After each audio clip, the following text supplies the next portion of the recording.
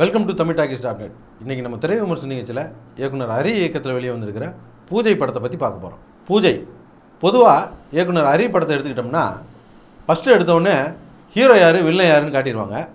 Villain எத்தனை பேர் இருக்கா, வில்லனுக்கு எத்தனை அடியாள், அதெல்லாம் டீட்டெயிலாக காமிச்சிருவாங்க. அதுக்கப்புறம் ஹீரோ ஃபேமிலியில் மாமன் மச்சான் சித்தப்பா அப்படின்னு சொல்லிட்டு ஒரு 10-20 பேர், அக்கா தங்கச்சி மாமி அப்படின்னு சொல்லிட்டு அது ஒரு 20 பேர். இதில் யார் மாமா யார் சித்தப்பான்றது நம்ம படம் ஓடிட்டு இருக்கும்போது கவனிக்கலாம், அதில் வேறு குழப்பம் வந்துடும். அதுக்கப்புறம் படத்தில் ஒரு மெயின் கேரக்டராக கதையை தாங்கி பிடிக்கிற மாதிரி சத்யராஜோ பிரபுவோ ராஜ்கரனோ இருப்பாங்க. இந்த படத்தில் சத்யராஜ் இருக்கார். அப்புறம் படம் முழுக்க ஹீரோவும் வில்லனும் நான் உன்னை தீர்த்து கட்டாமல் விட மாட்டேன்டா அப்படின்னு வில்லன் சொல்லுவார். உடனே ஹீரோ வாடா பார்க்கலாம் அப்படின்னு தட்டிக்கிட்டு இருப்பார். இது படம் முழுக்க கத்தி நம்ம காதெல்லாம் அத்துப்பிடுவாங்க.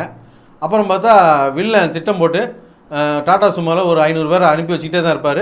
இவர் அந்த டாடா சும்மாவில் வர்றவங்களை பூரா அருவாள் எடுத்து சீவி தள்ளிக்கிட்டே இருப்பார்.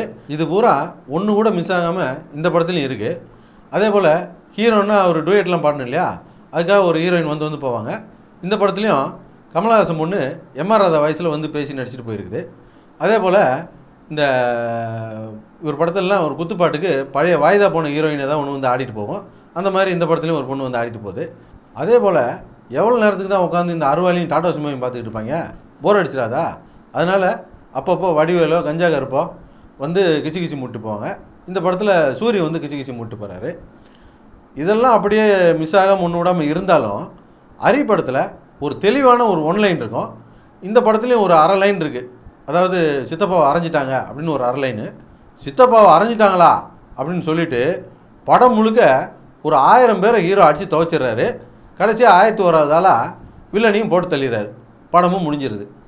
படம் பார்த்துட்டு வெளியே வந்தவங்க என்ன பேசிக்கிறாங்கன்னு ஒத்து கேட்டால், வேறு ஏதாச்சும் படத்துக்கு போயிருந்தா படம் நல்லா இல்லாட்டி மண்டை மட்டும்தான்டா வலிக்கும், இதனடா காதும் சேர்த்து வலிக்குது அப்படின்ட்டு போகிறான் ஒருத்தன்.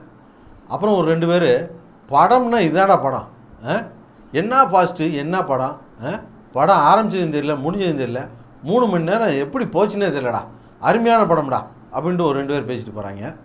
அப்புறம் ஒரு பெருசை பார்த்து கேட்டேன், படம் எப்படின்னா இருக்குது அப்படின்னு கேட்டால், ஒரே குழப்பமாக இருக்குது அப்படின்னாரு. படம் நல்லா இருக்கா நல்லா இல்லையாண்ணா, அதில் தான் குழப்பமே அப்படின்னாரு. இப்படி ஆளாளுக்கு ஒரு ரிப்போர்ட்டை சொல்லி குழப்பி விட்டாங்க. நீ தரமா படம் பார்த்த முடிவு என்னதான் சொல்கிற? அதானே இப்படி நேரமாக சொல்லிக்கிறேன். என்னத்தை பார்த்த நீ? ஹரி படத்தை பார்த்துட்டு இன்னும் கிறக்கம் தெரியல, அதுதான் இப்படி நேரம் கேட்டுக்கிட்டு மறுபடியும் என்ன சொன்னேன் அப்படின்னு முதலேருந்து கேட்டுக்கிறேன்.